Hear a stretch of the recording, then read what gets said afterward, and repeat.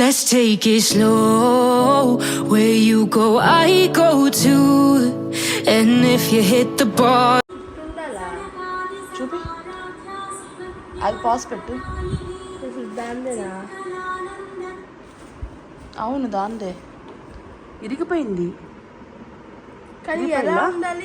అదో అంతే, అది లోపలికి ఉండాలి. ఇరిగిపోయింది, అతుక్కొని ఉంటుంది నాకు తెలిసి. ఇంత గ్యాప్ ఉండదు కదా అంటున్నా. మరి అది ఎలా ఇరిగిపోయింది అయితే? దీని ఫోటో ఉందండి దగ్గర. నేను చెప్తానే ఉన్నా నీట్గా వేయండిరా, నీట్గా వేయండిరా అని. అన్నీ ఎత్తి దాంట్లో వేసి పడేశారు. అసలు కొంచెం కూడా లెక్కలేదు వాళ్ళకి సామాన్లు అంటే. ఇప్పుడు ఇరిగిపోయినాయి, వెనక్కి వస్తాయా? అది నాకు ఎంత గుర్తుగా ఉండింది. నేను తిప్పవా అమ్మాయి లోపలికి నాకు మేలు కావట్లేదు.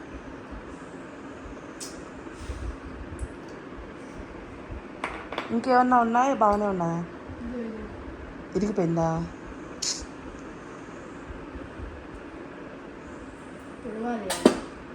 Hello friends, welcome back to my channel. ఎలా ఉన్నారు అందరూ? మేము కూడా చాలా చాలా బాగున్నాం. అండ్ మీరందరూ ఎలా ఉన్నారు అనేది కింద కామెంట్స్ తప్పకుండా షేర్ చేసుకోండి. సో ఈ రోజు వ్లాగ్ అయితే స్టార్ట్ చేసేద్దాం. అండ్ చూసారు కదా, ఇంకా మేము బరంపూర్కి వచ్చిన తర్వాత ఫస్ట్ టైం ఇంక ఈ పార్సల్ ఓపెన్ చేసామన్నమాట. జస్ట్ అక్కడ ఒక బాక్స్ కనిపిస్తుంది కదా, ఈ బ్రౌన్ బాక్స్లో మొత్తం ఎట్లా పడితే అట్లా వేసేసారనమాట. అంటే ప్యాకింగ్ నాకు అంతా నచ్చలేదు. ఎవరో కామెంట్స్లో అడుగున్నారు కదా, ప్యాకర్స్ అండ్ మూవర్స్ వాళ్ళ డీటెయిల్స్ కావాలి అని చెప్పి. ఇదేమంటే మా హస్బెండ్కి తెలిసిన వాళ్ళ తరపు నుంచి ఒకటి మాట్లాడుకున్నాము. నాకెందుకో అంత నీట్గా అనిపించలేదు. ప్యాకింగ్ కానీ అన్నీ కూడా కొంచెం యావరేజ్గానే అనిపించాయి. బట్ కాస్ట్ మాత్రం చాలా అంటే చాలా ఎక్కువైందనమాట. అంటే డిస్టెన్స్ కూడా చాలా ఎక్కువ ఉంది అండ్ సామాన్లు కూడా ఉన్నాయి కాబట్టి మాకు ముంబై టు బరంపూర్కి అయితే అరౌండ్ 1.8 ఏమో అయిందనమాట. సో అంత ఖర్చు అయింది ఇక్కడ నుంచి అక్కడికి మూవ్ అవ్వడానికి. అండ్ ఇది వచ్చేసి సిద్ధివినాయక్ టెంపుల్లో మాకు 1500 రూపీస్ దర్శనానికి వెళ్ళాం కదా, సో అప్పుడు ఇచ్చారనమాట. ఇంకా దానికి కూడా హాస్ని బొట్లు పెట్టేసింది, దేవుడి రూమ్లో పెడదాము అని చెప్పి. ఇలాంటివి రెండు ఉన్నాయి. ఒకటేమంటే తన రూమ్లో పెట్టుకుంది, ఇంకొకటి వచ్చేసి ఇలా దేవుడి రూమ్లో పూజ రూమ్లో పెట్టేస్తున్నాము. ఇంకా మిగతా పూజా సామాన్లు ఇంకా విగ్రహాలు ఇవన్నీ ఉంటాయి కదా, అన్నీ నీట్గా క్లీన్ చేసుకొని ఇంకా దేవుడి రూమ్లో పెడదాము అని హాస్ని పాప అంతా చేస్తుంది. ఇక్కడ బరంపూర్లో వాటర్ అయితే చాలా చాలా హార్డ్ వాటర్ అండి. అసలు మనం ఎంత క్లీన్ చేసినా కూడా అదొక వైట్ కాస్ట్ లాగా వస్తుంది. అండ్ ఇలా యుటెన్సిల్స్లో కానీ దేంట్లో అయినా కొంచెం వాటర్ అలాగే స్టోర్ అయి ఉంటే కూడా అదొక గారలాగా పట్టేసినట్టు రఫ్గా అయిపోతుంది అన్నమాట. టెక్స్చర్ అంతా కూడా, గిన్నెలన్నీ కూడా అలాగే అయిపోతున్నాయి. నాకు ఎందుకో వాటర్ అయితే అస్సలు నచ్చలేదు. మీలో ఎవరికైనా ఈ హార్డ్ వాటర్ ప్రాబ్లం ఉండి మీరేం చేశారనేది నాకు సజెస్ట్ చేయండి, కింద కామెంట్ చేయండి. నేను కూడా అదే చేస్తాను. చాలా అంటే చాలా కష్టం అనిపిస్తుంది. అంటే హెయిర్ కూడా చాలా రఫ్ అయిపోతుంది. మాకైతే ముంబైలో ఆర్ఓ వాటర్ వచ్చేదన్నమాట, డైరెక్ట్గా మంచి వాటరే వచ్చేది. సో అలా అలవాటు అయిపోయి ఒకటేసారి హార్డ్ వాటర్ అనేసరికి చాలా కష్టం అనిపిస్తుంది అనమాట. వాటర్ సాఫ్ట్నర్స్ ఉంటాయి కదా ట్యాప్కి పెట్టేవి, అవి ఎంతవరకు యూజ్ అవుతున్నాయి, అవి కొంచెమన్నా హెల్ప్ఫుల్లా, అవి వాడడం వర్తా కాదా అనేది నాకు కింద కామెంట్ చేయండి తప్పకుండా. అసలు మర్చిపోకండి ఎవరైనా యూజ్ చేస్తున్నట్లయితే.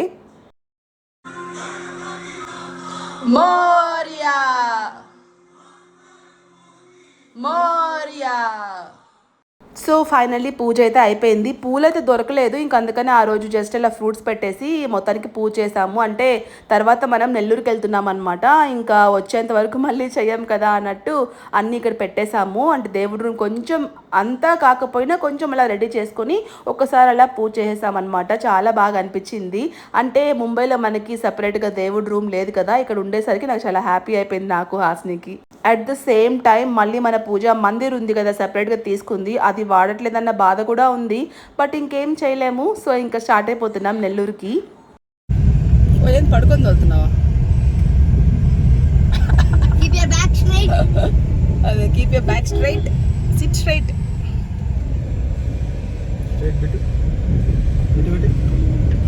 Take care of my girls, okay? Light వేసుకోండి కదా,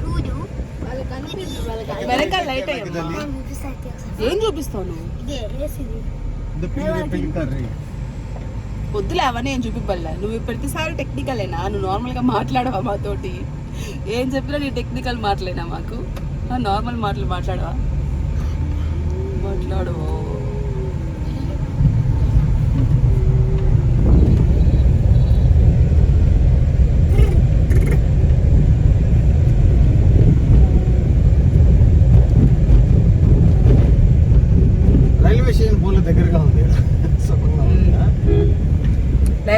ముంబైలో మనకి ఎంత దూరం రైల్వే స్టేషన్ 25 కిలోమీటర్స్ కదా. దాదర్కి వెళ్ళాలన్నా సిఎస్టీకి వెళ్ళాలన్నా ఇక్కడ ఎంత 1 కిలోమీటరా 1.5 కిలోమీటర్ అంతే. కాబట్టి 10 minutes వెళ్ళిపోవచ్చు, 5 minutes.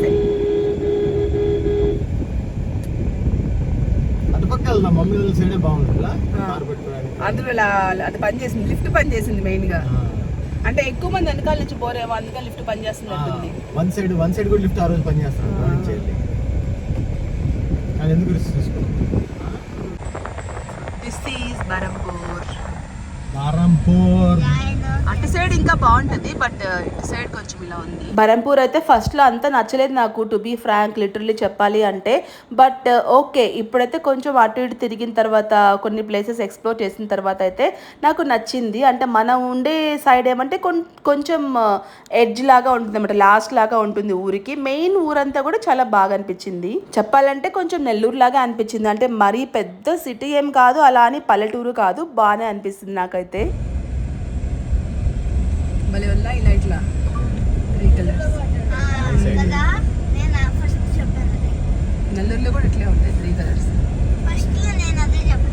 అలా చెప్తావు నువ్వు. Try coloured LEDs.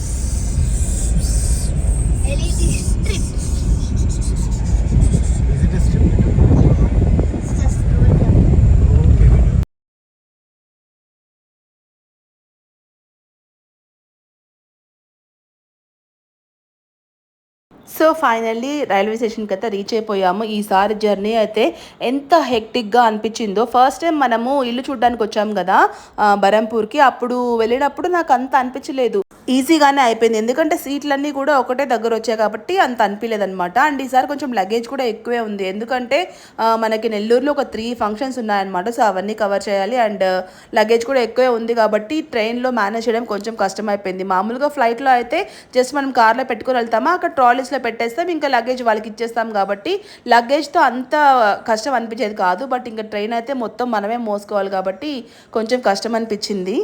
అండ్ ఇంకా డిన్నర్కి ఏమంటే పిజ్జాస్ ఆర్డర్ చేశారన్నమాట మా హస్బెండ్ అయితే. నేను ట్రైన్ ఎక్కిన తర్వాత ఎక్కేటప్పుడు ఏమీ రికార్డ్ చేసుకోలేదు, ఎందుకంటే ట్రైన్ ఎక్కేటప్పుడు చాలా హడావిడిగా ఉంటుంది కదా, అది మిస్ అయిపోయింది clips. Hello,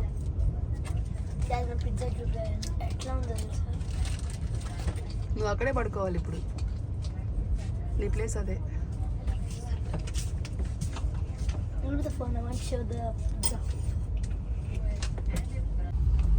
drizzled and a ketchup.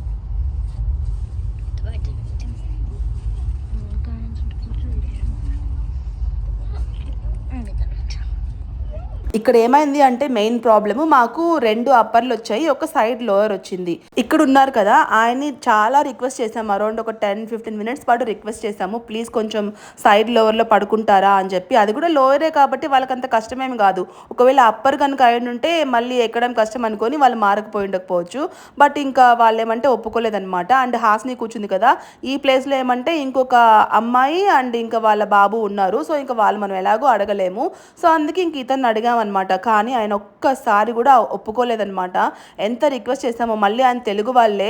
అంటే ఇలా ఎప్పుడైనా ఎవరికైనా అవసరం వచ్చినప్పుడు కొంచెం హెల్ప్ చేస్తే ఏమైపోతుందో నాకు అర్థం కాదు. అంటే ఒకవేళ నేను పైకి వెళ్ళమని ఉంటే అప్పర్లోకి నాకు కష్టము, నేను ఎక్కలేను అని అనుకోవచ్చు, కానీ లోవర్ నుంచి లోవర్కి వెళ్ళడానికి ఎందుకు ఆయనకి ప్రాబ్లం అయిందో నాకు అర్థం కాలేదన్నమాట. ఒకవేళ ఆయన మారుంటే కనుక నేను లోవర్లో పడుకొని ఉండేదాన్ని, పిల్లలిద్దరిని పైన పడుకోబెట్టుకునేదాన్ని. సో దట్ నేను వాళ్ళిద్దరిని చూసుకుంటూ ఉంటాను అనమాట. నేను 2 hours ఒకసారి అలారం పెట్టుకుంటాను ట్రైన్లో. నాకు అస్సలు నిద్ర పట్టదు ట్రైన్ దిగేంత వరకు కూడా. ఎలా ఉంటుందో, ఒకవేళ పిల్లలు మధ్యలో లేస్తారేమో, అంటే ట్రైన్లో ఎవరు పడితే వాళ్ళు ఎక్కుతూ ఉంటారు, ఎక్కడ పడితే అక్కడ ఆపేస్తూ ఉంటారు కదా నైట్ టైమ్స్, అందుకని నాకు చాలా భయం అనమాట. ఇంకా పిల్లలు అలా చూసుకుంటూనే ఉంటాను, సో నీకు నిద్రపోను. సో ఇంకా అలా ఉండుంటే నాకు అంత కష్టం అనిపించుండేది కాదు. బట్ ఇంకా సైడ్ లోవర్ అంటే కంప్లీట్గా ఒక పార్టిషన్ లాగా ఉంటుంది కదా కర్టన్స్, సో అందుకని కొంచెం భయం వేస్తుండేది. నేను ఇంకా అస్సలు పడుకోలేదు, 1 hourకి ఒకసారి లేచి చూసుకుంటూనే ఉన్నానమాట పిల్లల్ని అయితే. ఈ టెన్షన్తో ఒక పక్క నిద్రపోలేదు. అండ్ దట్టు ఇంకొక విషయం ఏంటి అంటే, నా పక్కన భర్త వాళ్ళు, నా ఎదురు భర్త వాళ్ళు, ముగ్గురు అనమాట. చుట్టుపక్కల ఉండే వాళ్ళందరూ ఫుల్గా గురకలు పెడుతున్నారనమాట. ఎంత పెద్ద గురకలో ఆ ఏసీ కోచ్లో అసలు ఆ సౌండ్ ఏమి ఉండదు కదా నైట్ టైమ్స్, ఎంత పెద్దగా వినిపిస్తుంది. అండ్ దట్టు ఇంకొక పాప అయితే ఏడుస్తూనే ఉండింది. ఓయ్ ఓయ్ బిట్టు బిట్టు బుజ్జి బ్రష్ చేసుకుందామా?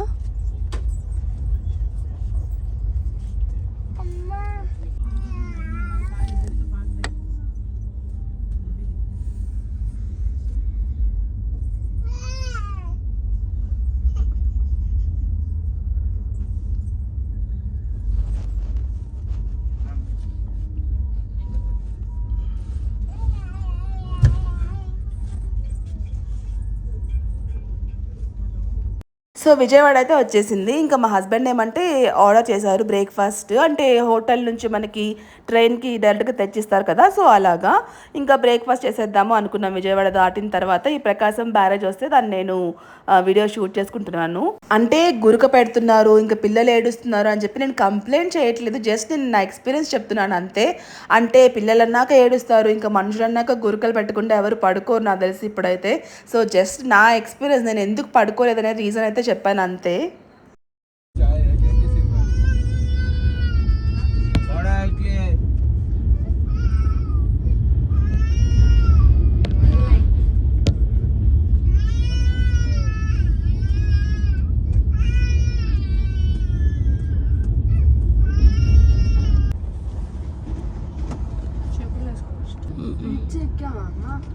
తెలీదు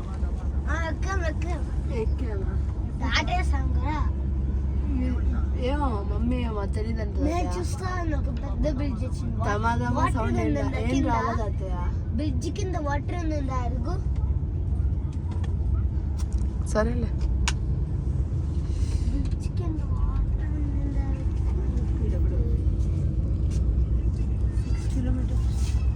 సో చూస్తారు కదా, ఇంకా ఫైనల్గా ఇంటికైతే వచ్చేసాము. అసలు వచ్చిన తర్వాత ఒక్క సెకండ్ కూడా నేను ఆగలేదన్నమాట. మొత్తం మా సూట్ కేసు అన్నీ క్లీన్ చేసుకొని ఆ తర్వాత వెళ్ళి స్నానం చేసి అదంతా అయ్యేసరికి ఇంకా టైం అయిపోయింది. అప్పుడు ఇంకా రాగానే నేను వీడియో ఏమి షూట్ చేసుకోలేదు. ఇంకా మా మమ్మీ ఏమంటే నా కోసం చేపల కూర చేశారనమాట, నెల్లూరు స్టైల్ చేపల పులుసు. నాకు చాలా చాలా ఇష్టం అసలు. అండ్ దట్టు బరంపూర్లో ఉన్న 2 వీక్స్ కూడా సరిగ్గా వంట చేసుకోలేదు కదా ఇంట్లో, ఎందుకంటే ఫస్ట్ వీక్ అంతా సర్దుకోవడమే సరిపోయింది. అండ్ ఇంకా సెకండ్ వీక్ కూడా అంతే, నాకు ఆల్మోస్ట్ సర్దుకోవడమే సరిపోయింది. ఇంకా అందుకని ఎక్కువగా నాకు ఇష్టమైన వంటలు చేసుకోవడం. అండ్ దట్టు మాకు చేపలు ఎక్కడ అమ్ముతారో ఇంకా తెలియదు, నాన్ వెజ్ ఎక్కడ అమ్ముతారో తెలియదు. సో ఇంకా అవన్నీ కూడా ఇంకా తెలుసుకోవాలి, ఎక్స్ప్లోర్ చేయాలి. అందుకే ఇంకా ఇంటికి వెళ్ళగానే నాకు మా మమ్మీకి చేపల పులుసు చేయమని అడిగాను అనమాట. మా మమ్మీకి కూడా తెలుసు ముందే నాకు ఇష్టం అని చెప్పి, ఇంకా తను కూడా అదే చేద్దాం అనుకున్నారంట.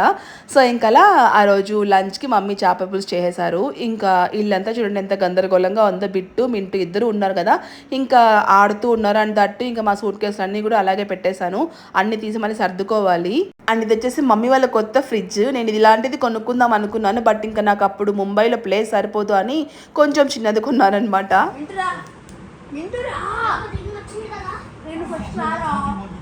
నీకెందుకు రా దయ్యం వీడియోసా?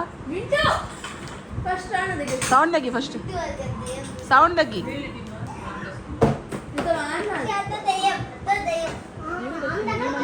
అది ఫేక్ మింటూ.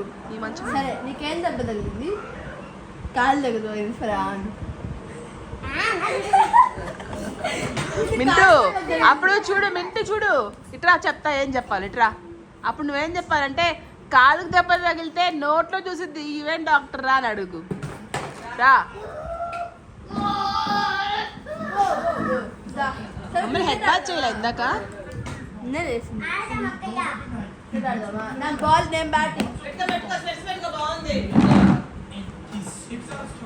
ఏందంట క్రికెట్ ఆడాలి మళ్ళీ ఇప్పుడు?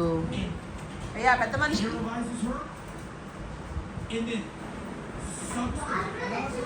సో చూస్తారు కదా, ఇంకా ఆ రోజే పిన్ని, ఝాన్సీ ఇంకా పన్విత్ బుజ్జోడు వచ్చారనమాట. పన్విత్కి ఫస్ట్ మంత్ బర్త్డే అవుతుంది. సో అందుకోసం తను షాపింగ్ చేసింది, తన శారీ ఏదో కొనుక్కొచ్చుకుంది, అది చూపిస్తూ ఉండింది. అండ్ ఇంకా మమ్మీ ఏమంటే బ్లౌజెస్ అన్నీ కూడా మా పిన్ని దగ్గర స్టిచ్చింగ్ చేయించుకుంటారు. మా పిన్నికి బ్లౌజ్ స్టిచ్చింగ్ వచ్చు అనమాట. అలా అని మొత్తం అందరికీ చేయరు, ఓన్లీ మా మమ్మీ వరకే చేసిస్తారు. అండ్ ఇంకెప్పుడన్నా నాకు, హాస్నికి, మా చెల్లికి ఏదైనా అవసరం అయితే, అంటే ఫాల్స్ కుట్టడం అలాంటివన్నీ ఉంటాయి కదా, అలాంటివి చేసిస్తారనమాట. బయట అందరివి తీసుకోరు. సో ఇంకప్పుడు మమ్మీ శారీస్ కూడా కొన్ని ఉంటే అవి తీసుకొని వచ్చారు. ఇంకా అవన్నీ చూస్తూ ఉన్నాము. ఇంకా ఝాన్సీ శారీ అయితే ఇది ఫస్ట్ బర్త్డే ఫంక్షన్ కోసము. ఫస్ట్ బర్త్డే అయితే రీసెంట్గానే అయ్యింది, సో అది కూడా మీకు షేర్ చేస్తాను. బాగుంది, కలర్ కాంబినేషన్ బాగుంది. ఇప్పుడు బ్రౌన్ కలర్, ఆరెంజ్ పోయి బ్రౌన్కి వచ్చింది ట్రెండింగ్. అంతా బ్రౌన్ కలర్ ఇప్పుడు. మొన్నటిదాకా ఆరెంజ్ ఉండింది కదా ఫుల్గా.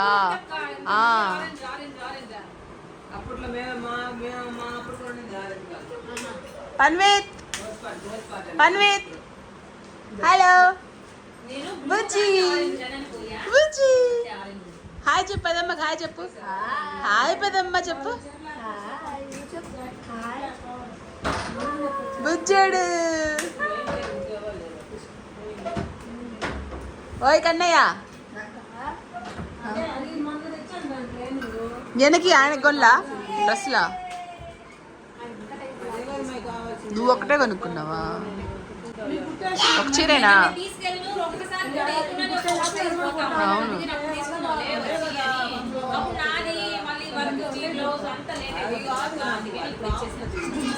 ఒక చీరేనా?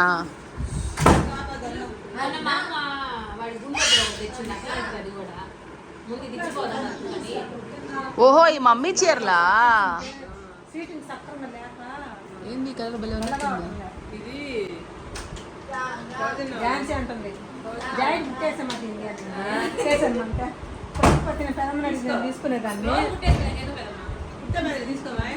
బాగుంది కలర్ కాంబినేషన్.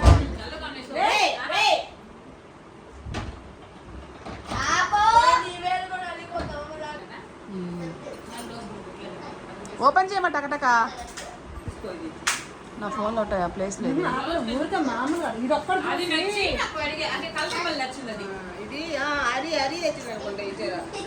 సో అది సంగతి. ఇక మా మమ్మీ శారీస్ అనేది తీసి చూస్తున్నారనమాట. అంటే నాకు కూడా చూపిస్తున్నారు అండ్ అలాగే మీకు కూడా చూపిస్తున్నారు. మా ఝాన్సీ కొడుకు అయితే ఎంత క్యూట్గా ఉంటాడో అసలు. వాడు అందరి దగ్గరికి వస్తాడు అండ్ మెయిన్గా మా దగ్గరికి అయితే చాలా బాగా వస్తాడు. కొత్తగా అస్సలు ఫీల్ అవ్వడు అనమాట. అండ్ ఇప్పుడు మా ఫ్యామిలీలో కొంచెం చిన్న పిల్లడు వాడే కదా, సో అందుకే అందరం చాలా ముద్దు చేస్తామన్నమాట. సో ఇది ఈరోజు నా వ్లాగ్. నా వీడియో మీ అందరికీ నచ్చింది అనుకుంటా. నచ్చితే like, share, comment and don't forget to subscribe to my channel. ఇంకొక మంచి వీడియోతో మళ్ళీ కలుస్తాను. Bye bye.